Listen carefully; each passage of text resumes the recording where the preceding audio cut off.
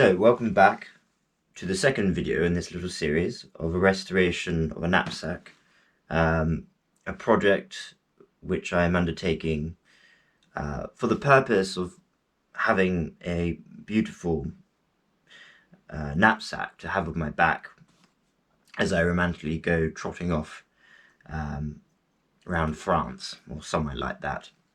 Anyway, last time I restored the external frame and put new grommets on, eyelets. I thought last time I didn't really give you a good appreciation of the size of the bag. So you just look here, you can see its sort of girth, its height. My brother and I reckoned that it has sufficient capacity of at least, I don't know, 50 litres or more, which is a brilliant capacity, and it actually does look smaller than it actually is, but I think it will be excellent against me. Since last time I have replaced the lever for the torch strap which separates the back and the frame. Okay, so what I'm doing here, I'm just removing the old rivets and the dust that comes with it, the shrapnel, and taking it off the strap, aligning the new leather strap, and then it's a process of figuring out where the right holes go. So just copying the old strap, using this nifty little tool, many different hole sizes.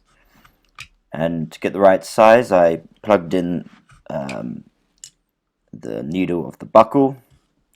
Here I'm just simply marking out where how the strap should look and cutting it, then aligning it with holes and figuring out just generally what to do, working through the motions, and then putting the rivets on, which is the exciting part, using the hammer, and voila, that's one part of that process. Then obviously I have to do the buckle, and in similar fashion just copying the old bit, cutting it out, and then for the buckle I have to cut out a big ravine so that it fits quite nicely, and that done, like as you can see before you, I have to put the holes, again more holes to punch through, line it with the big strap, put more rivets on, and yes, feeling quite chuffed with myself and how pretty does it look.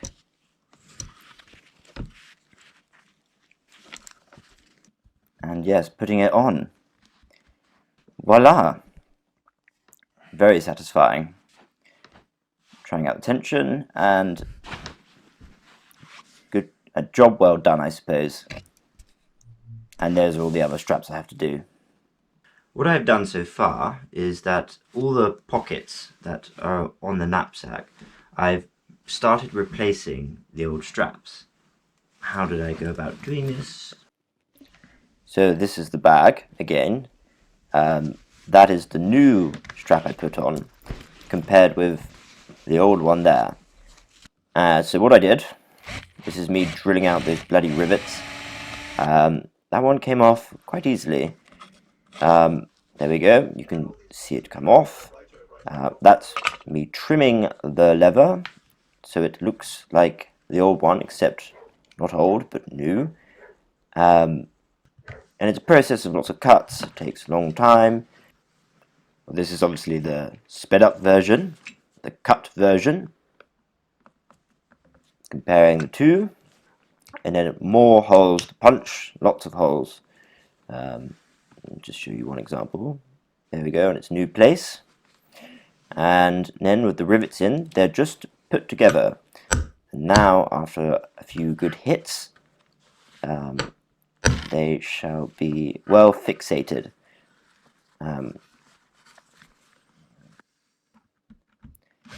And yep, more drill work to get the buckle out, the old buckle. And there we go, there's just like the buckle for the taut strap that goes on the external frame. Very much the same process. And voila, beautifully done. Yes, this is fixating it to the pouch. One issue I had when putting the buckle on the pocket, when doubling up the lever, I found that the rivets I had bought were not long enough. So it was quite difficult to put them on. Therefore, I had to buy more rivets with longer tails, I'm going to call them. But I managed to put this one on. The other ones I haven't done yet, but this will give you a sense of what I've done at the moment. Last thing I just wanted to talk about briefly is this wonderful book called The Gentle Art of Tramping, recently republished. I first came across this book a couple of years ago after I'd walked across France.